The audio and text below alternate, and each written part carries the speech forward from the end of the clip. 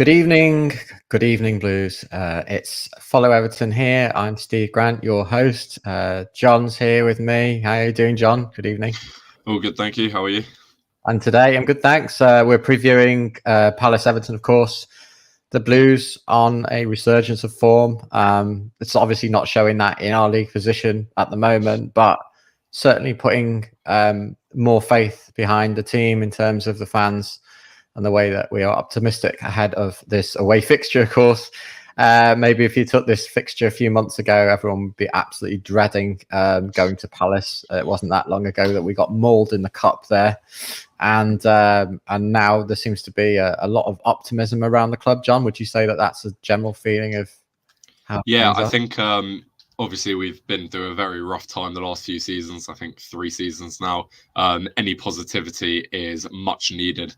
Obviously, been on a run of a few games. I've actually been to the last 3 games altogether. So we beat West Ham away, very good result. And then we beat Burnley in the Cup 3-0, which is very good. Obviously, a team around our position. So it's encouraging to comfortably beat them as well and get another space, excuse me, in the quarterfinal. And then Brighton arguably could have won it. They didn't really show much, and it was an unfortunate own goal, which gave them the draw in the end. But overall, getting some very positive results coming in. Hopefully, it shows a change in the club and positivity moving forward. Oh, I think you're absolutely right. We seem to be getting more points out of games that we were almost going to be certainly losing last year. And I think the form has been good overall. There's been a number of League Cup games. So that does obviously skew the results and makes it a little bit harder to say, okay, well, what have we actually been doing in the league? Has it been working? But it has. Generally, Everton are I on think the the up. only frustrating thing would be is we're getting the good results against the likes of West Ham or Brighton, who last season, obviously, with West Ham winning the Conference League, Brighton doing very well and getting Europa League. It's great to see. But then if we go and undo all our hard work by losing to teams like Luton, who again are relegation rivals, you can't be giving them 3 points. So if we can beat the big teams, then there's no reason why we should be losing to Luton. But it does seem a lot more positive. And I think on the note of the form here, our form obviously shows all competitions there. But we're winning some games, and that's been a change from last year, and it's breathing kind of a lot of life into the supporters. I think we're generally more optimistic than we were now.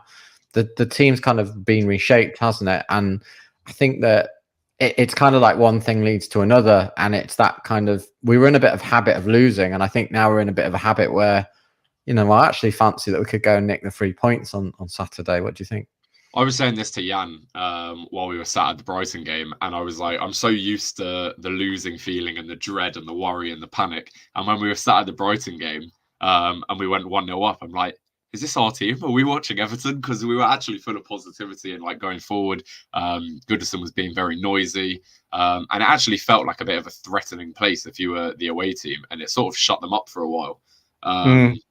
But yeah, it's nice being back in sort of winning games, being more positive and actually having chances going forward. Because it used to be the same old Everton passing backwards and not actually creating anything. So it's actually nice to see. No, spot on. And actually, we're going to bring in, I'll take out that graphic because, as you know, we drew against Brighton. It could have easily been a win. Brighton scoring, obviously, in the last. It should have been a win. And for anyone who was at the game or watching, I don't think it was on TV, so probably not watching, but anyone would know it was the referee's first Premier League game ever. And I do hope it's his last, because there were some horrible decisions given in that. And every single 50-50 decision went our way. It was very frustrating, and I think we deserved the 3 points against Brighton. They really didn't create anything. But yeah, and on that as well, our possession was probably one of the lowest it's ever been. I think they had 83% possession in the game, but honestly, it's what you do with the possession that counts. And I still don't think they deserve the 3 point or a point from it. You say that. I mean, Brighton are a good side. I mean, the league doesn't usually lie. And although we're going to look ahead to Palace, I think that there was an element where we just had to sit off a lot in that game, and we didn't really show any urgency, John, until we basically let them back in the game. So you could say we shot ourselves in the foot for not putting the ball away and going 2-0 up. They are a good side, but if you look back at last season, you don't have to look far, where we were in the relegation battle. We were really struggling and we needed anything against Brighton, and we ended up beating them 5-2, and they were in a terrific run of form. So it does happen. It depends on how you set up the mentality, but it shows it can be done. Yeah, absolutely. We'll bring in Basil. Just a general thought, Day, on the performance. Where's your state of mind following Everton at the moment before we get onto the match? Yeah, quite positive at the moment. I'm quite excited when I go to watch Everton, which for the first time in like 3 years, you don't dread going into a game thinking you've got no chance of getting anything from it. Especially an away game and a game in the capital where historically since Ancelotti we've been really, really poor. But recently, things are on the up. We beat Brentford, didn't we? We beat West Ham 2 weeks ago. So, we're improving things away from home and in the capital. So, there's nothing to fear going into this game, is there? No, I don't think so. I think you're absolutely right. I think that the performances have always been there this season, but we're now starting to get results, and probably unlucky really to not hold out last week. And moving towards the match, it's great that we're feeling optimistic. Palace have won the last game. They go into this fixture after beating Burnley, just piling on more misery for them. And that was a 2-0 win. Obviously, we had the 1-1 match. And I don't know whether you can remember this, but May 2022, we beat Palace 3-2. So it wasn't that long ago that we have actually beaten them. Was that the game where we survived? Oh no, that was. Yeah, that's a survival game. Yeah, where we 2-0 down and 3-2 up. So we have beaten them, and I think it's a question of like maybe a different ball game down at Selhurst Park. The pitch is, got some unique characteristics. The view's terrible if you go there, and it's it's a title ground. It's South London, and you've got a lot to contend with. They don't always sell out, but Palace present some obstacles for the Blues. Let's start by just having a little look at the team news. And very quickly, was that 3-2 win not 2 seasons ago?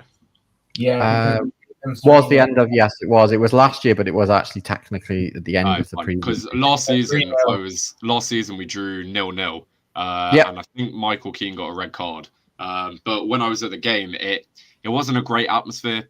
As in, from us, we were singing the whole time. But Palace, it doesn't feel like a very good ground. It doesn't feel that intimidating. No. I would say that this is a very good opportunity to go and get 3 points, especially when our away form is better. To go to Palace, I reckon I am confident we can get the win there.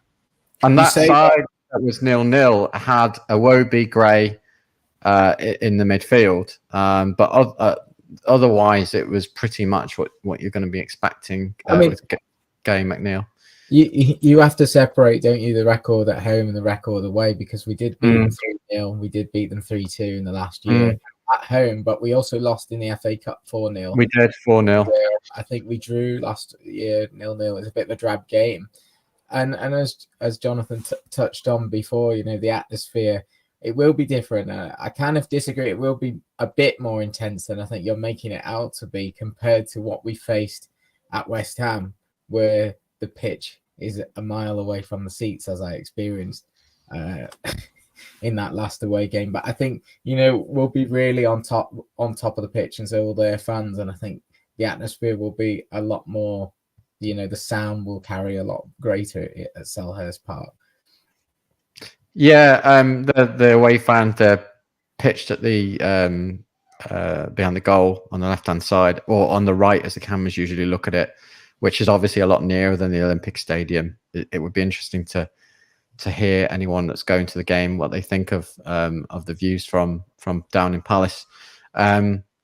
On Moving that, very quickly, before we move on, I don't like the stadiums like the West Ham Olympic Park. You feel so far away from the actual football. That's why I like Goodison so much. And Yeah. I'm worried when we move to the next stadium, it will sort of be like these new modern ones where you feel so far back and you're sort of just watching the football. Whereas when you go to Goodison Park, because of the square shape, you feel so close to the pitch and so involved that you actually feel like you're a part of something instead of just watching like you would at home. That's right. You're really on top of it at Goodison, and of course that could be a trade-off. But I think the way they've designed the stands is that they're very mindful of. I mean, obviously, you're an architect, but they're mindful of the way that sound might carry and the closeness of being on the pitch, or certain areas being closer to the pitch than others. I think only time will tell. Let's move on to the team news. Seamus Coleman obviously is still out, but apparently he's desperate to get back involved, says Dyche.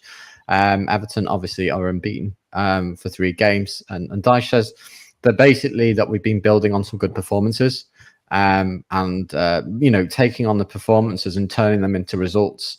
But we only had 20% possession against Brighton. We were behind the ball most of the time.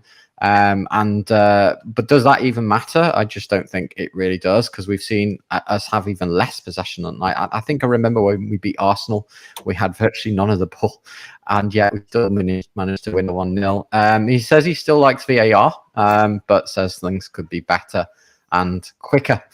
There are some injury concerns for Everton. David, did you manage to get a chance to check over our team news from earlier? I think there was a mention of Onana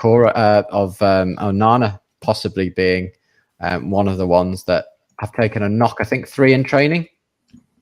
Well, yeah. Onana. Oh, go on. Sorry. No, sorry.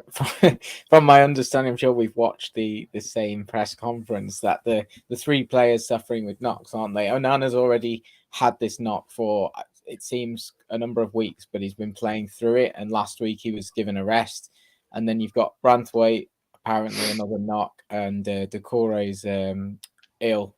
But, I don't think that'll stop Doucouré if he wants to play. Yeah, I think that Doucouré is one of those that I think he's quite good at being able to play, even if he's not absolutely fully fit. I remember when he was fasting throughout the day, he still play.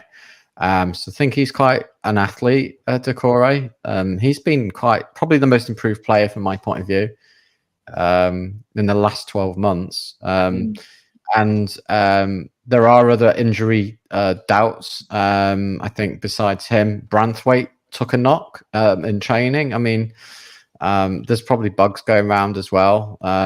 We just don't know. But Doucouré, Onana, and Branthwaite were the 3 that were singled out, at least in the press conferences, possibly being doubts. I'm personally not concerned. But Branthwaite was outstanding in the last match.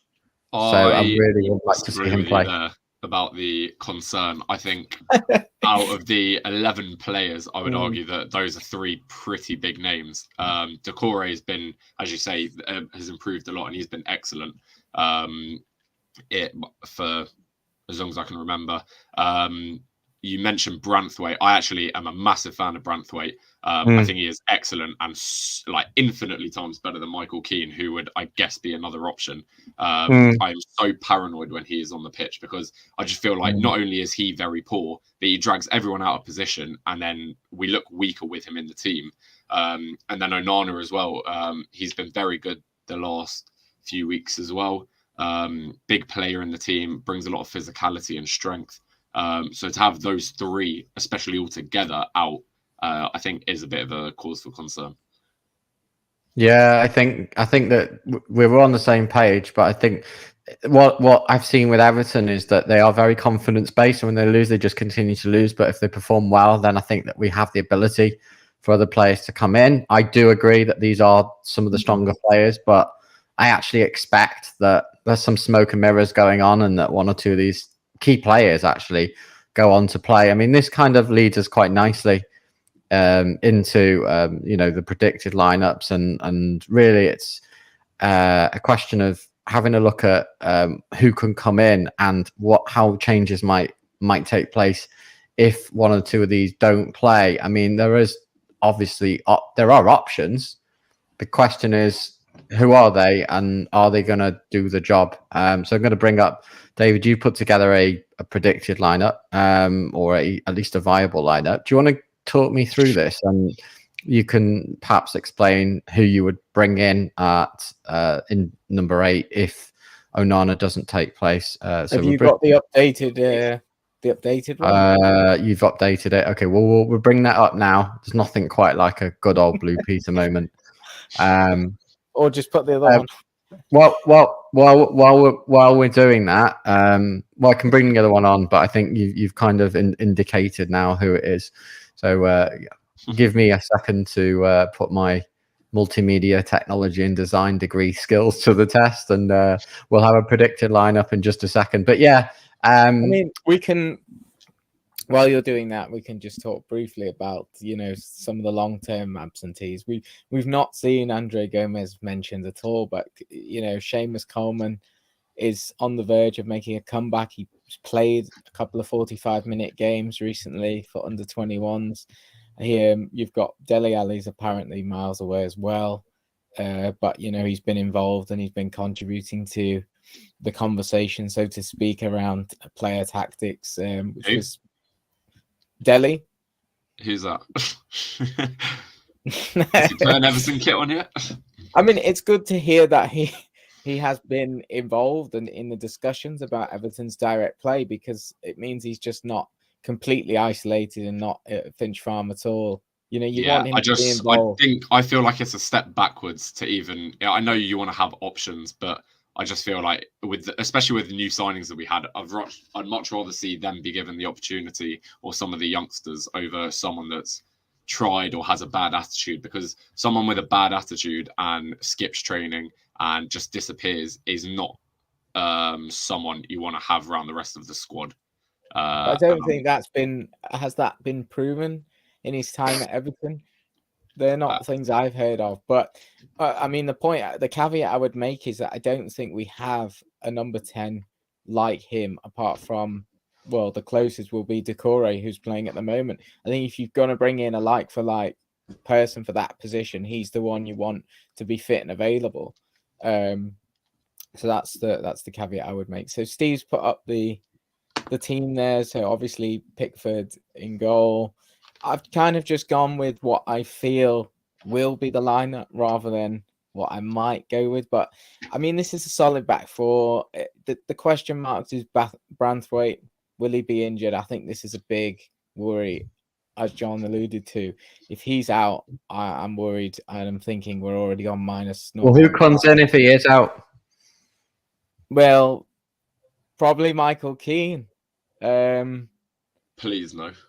I was hoping you wouldn't go down this route, but it does illustrate that whilst I do think that this defensive partnership are pretty strong at the moment, it's paper thin in terms of one of them gets an injury or a bug. And I don't think Tarkowski started the season, even by his own admissions, brilliantly, but he's now coming into some good form.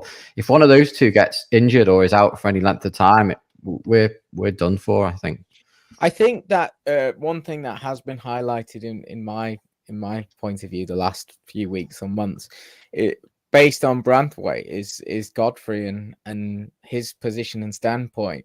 And I think the things Godfrey lacks is what Branthwaite has in terms of the aerial ability, the strength, and the ability to dominate his opponent. I think Branthwaite maybe not quite as quick as Godfrey, but he's fairly quick, isn't he, Branthwaite? I think he's more naturally an all-rounded suitor to that position, whereas Godfrey lacks too many things to make himself like a consistent top centre-back for every single match. I am a very, very big fan of Branthwaite. I genuinely, hand on heart, believe that he eventually will get a call up for England when he's more senior. I think he is so intellectually aware in his football ability. His positioning is very good. He uses his strength and his height. What is he, 6'5"? But he uses his height and strength to his advantage, and he always seems to be in control. And football intellect isn't really something you can you can try and enhance it, but he's got a very strong basis. So I think that he's a very good player, and he's head and heels over Godfrey. I know Godfrey, since COVID, hasn't really been there, haven't really chosen him. But just considering how young he is, I really think he's a player to keep. And he's a very strong player. Yeah, I think we're all on the same page. I mean, moving back to the lineup, obviously the midfield really is where there could be some questions, because if either Andor, Onana or Decore or both are out of this fixture, and maybe we're just overly conservative with what might happen, who comes in? You could play Danjuma alongside Calvert-Lewin instead of having the 4-4-1, and you could have a 4-4-2.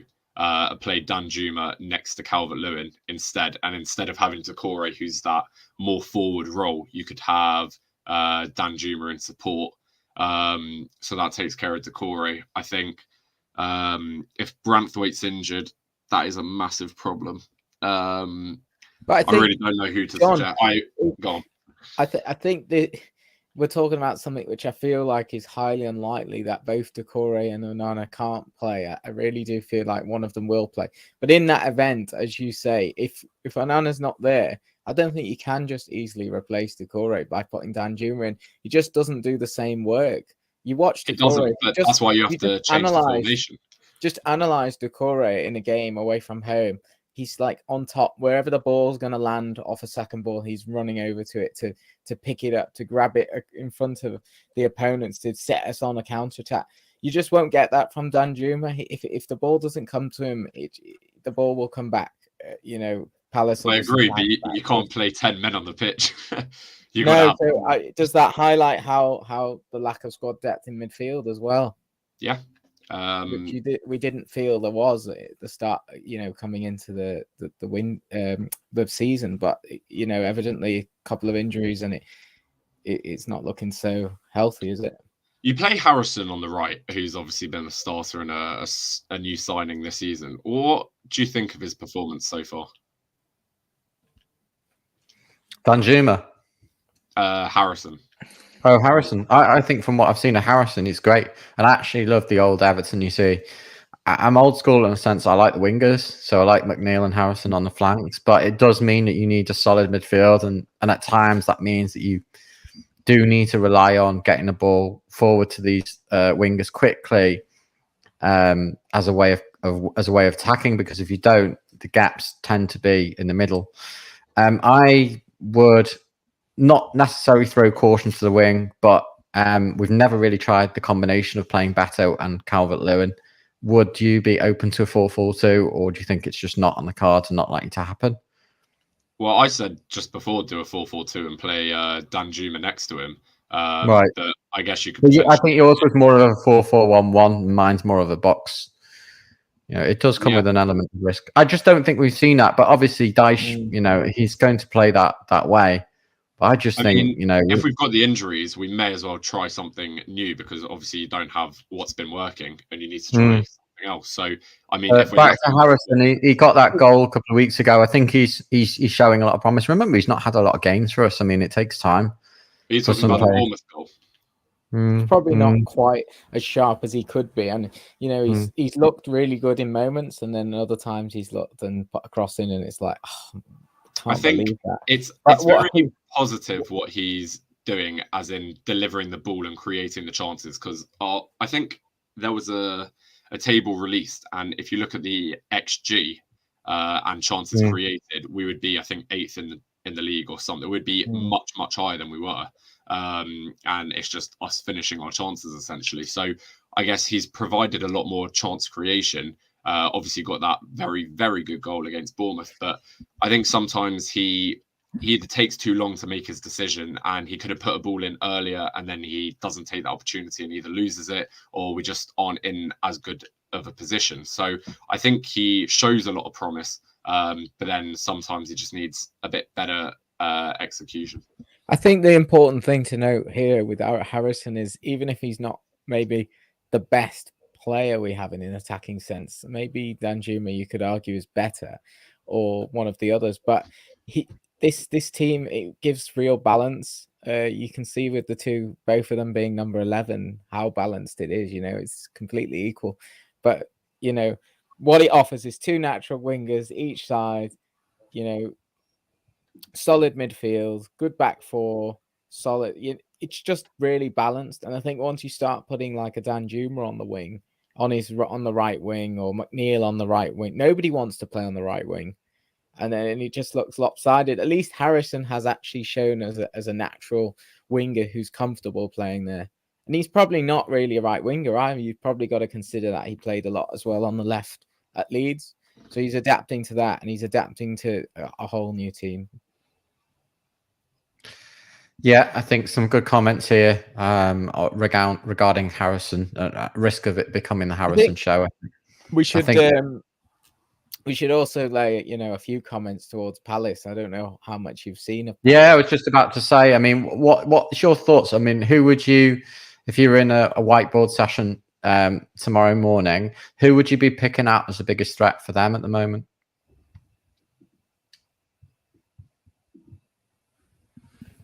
Sorry, you cut out there. What was the question? Or if we were in a whiteboard session with Dyche in the morning, who would you be sort of picking out to try and mark from the Palace side? I think as a unit, they play some very quick, nice football. It's going to be hard to stay on top of them, I think. They've got a lot of pace in the team, and if we're caught on the counter, obviously, if we have the amount of possession we did against Brighton, I think we're going to struggle a lot because they can use their pace very well and create the chances, and I don't think we'll be able to keep up with that for 90 minutes of the game. Ayew, I think, is very decent. They've got Eze as well, who looks like a very young talent. Who else? Eze came on as a sub against Burnley, actually. He didn't start. Ayew did start. He set up the goal, the second goal. I think the important thing to note is exactly what John was just saying there, is that they don't really have the standout player, but they do have a cohesive unit. And that's very common when you look at the likes of these sorts of managers. So Roy Hodgson, he's really experienced manager who builds a solid team.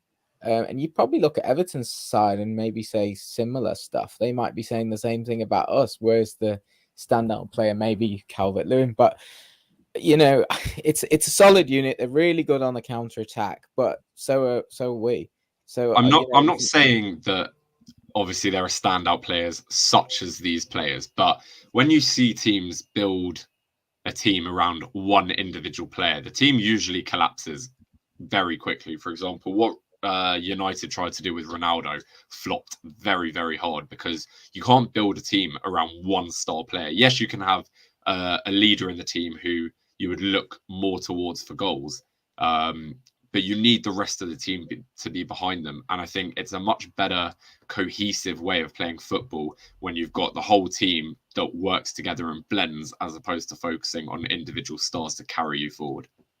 Yeah, I think that you've got to have a good team ultimately to do well, and that's something Palace have kind of illustrated, that you don't want to be one good player. And I think that Calvert-Lewin, obviously he will be singled out as a star player on Everton's side, but one good thing about Everton is that there are no major superstars, and I think that might work in our favour, at least in this period of time where we're like trying to transition stadiums and like consolidate, hopefully mid-table football, or at least mid-second half football, if not that, but anything but relegation football.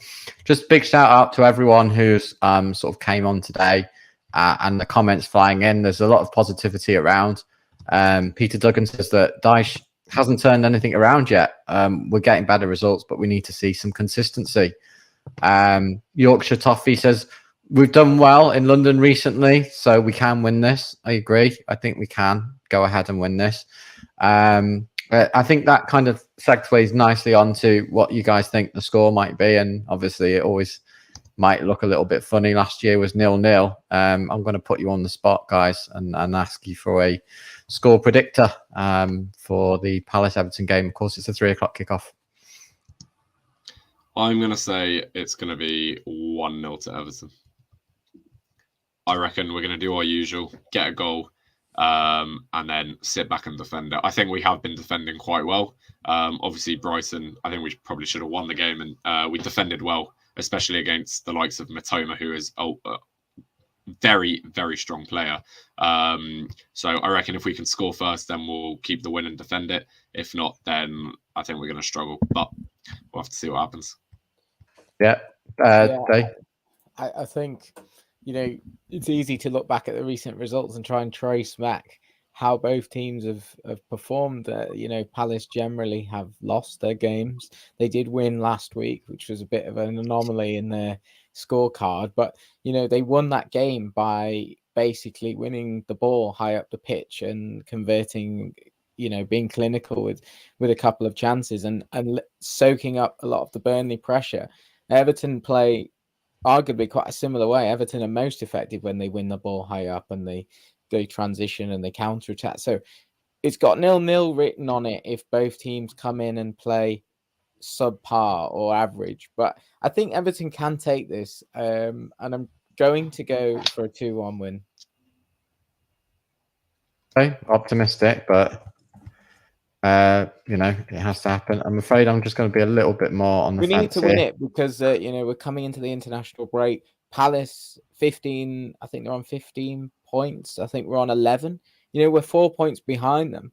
And I think coming in as a neutral, of course I'm not a neutral, but coming as a neutral, if I can put myself there, I don't think we're playing any worse than they are. So we need to start, getting ourselves into that position, moving ourselves away from the bottom, and just keep this positive form up.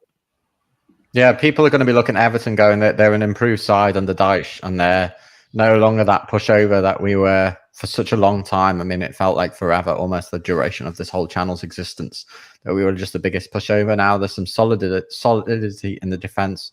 I'm going to sit on the fence a bit because I do think we'll score, but I do think Palace will as well. So I think it's another 1-1 for me. And the main thing is we're scoring. Can you imagine what it'd be like? I mean, we weren't scoring goals at all. So to get them was pretty good. Guys, moving on just to a few other matters. We'll have a quick look at the fixtures and the rest of the what's going on. I mean, it might be still too early to see who we really need to be looking out for, but I think Blues are still doing that. Wolves play Spurs 12:30. We think that's a great chance for Spurs to pick up on their defeat to Chelsea. It was a crazy game on Monday night. I think that must have been one of the craziest games, especially in a long time that's happened. There were five goals, 4 disallowed, or 4 disallowed, 2 red cards, a few VAR shouts. Yeah, it was a derby essentially. But I can't see anything but an away win on that one. I just don't think Spurs are going to let that happen 2 weeks in the spin, and I think that they'll really need to bounce back heavily from that hurtful defeat against their London rivals. Arsenal played Burnley, also a 3 o'clock kickoff along with Palace Everton. Arsenal surely have to be nailed on to try and get back to winning ways against Burnley. They've not been at the best, have they, Burnley? I mean, Company side are struggling somewhat. Yeah, they went down last week to Palace. You would think that that would suggest that Everton might get some points on at least the near relegation rivals at the moment. And then Everton obviously play Man United in a couple of weeks. They've not been in the most best form, and they play Luton. It's a very strange fixture in a sense that United are at home, but there would be funnier things for me, and I would never have said this 15 years ago, than Luton going there and getting 3 points. I would say that the odds might be high, but I wouldn't say it's that unrealistic for Luton to actually go and win there, just because Man U have just been atrocious, and I think that the home crowd are getting on the backs of the players now. And while Tag is still in, I know that they won 1-0, but while they are still getting on the backs of the manager, who probably is on borrowed time, let's face it, I think Luton might get something from that game. And then Bournemouth, Newcastle. Well, Newcastle continue to be a dark horse and a threat, really. They obviously go to Bournemouth, and that's the later kickoff. I don't know whether that one's on Sky, but I presume it's on BT Sport. That's a 5:30. I'm sure someone will say. Then Sunday, a whole load of fixtures because of the midweek stuff that's going on. We've got Villa, Fulham at 2, Brighton, Sheffield United at 2, which obviously has a lot of significance. We'll be probably looking for a Brighton win on that one. Liverpool play Brentford. That's also 2 o'clock. In fact, all of these are 2 o'clock apart from the Chelsea City game. West Ham, Forest, a big game for Everton because I think that these will be 2 rivals around our sort of spots near the end. And then Chelsea v Man City is the big one, 4:30. And if it was the other way around, you probably couldn't see anything but a City win. But on the back of what Chelsea did on Monday and the fact that City are away, you've got to say that maybe that will be a bit of a juicy fixture. I'm not going to lie, but Chelsea...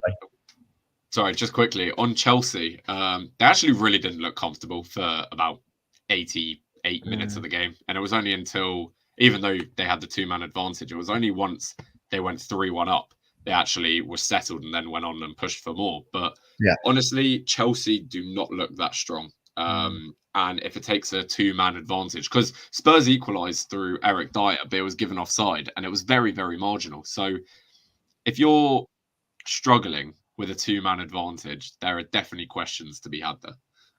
And I think you're playing the highest line ever been played. They were pretty much sitting on the halfway line. So if you've got quick players that can just get through, I mean, they could have sweated every single goal. So, yeah, I think Chelsea are going to struggle.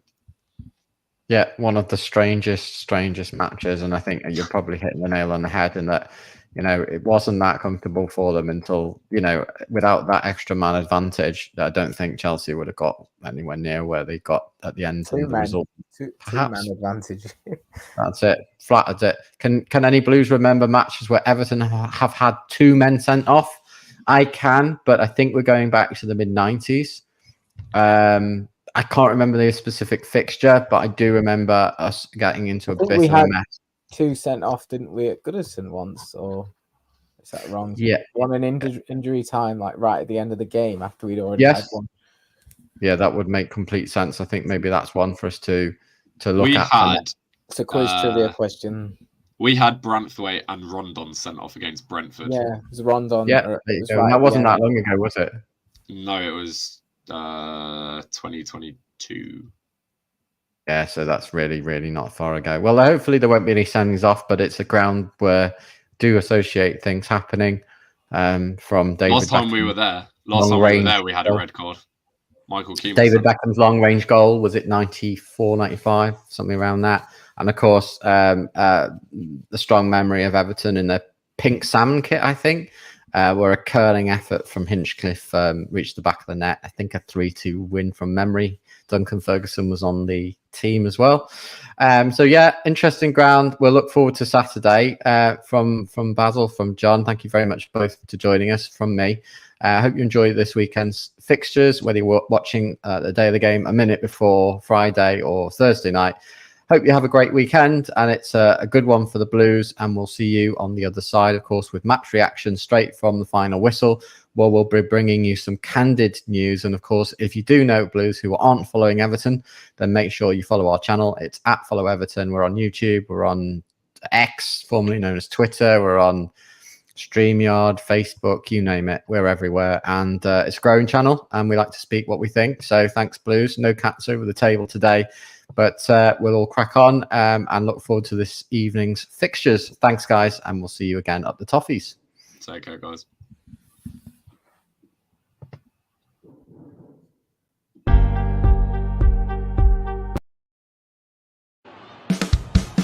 Mm-hmm.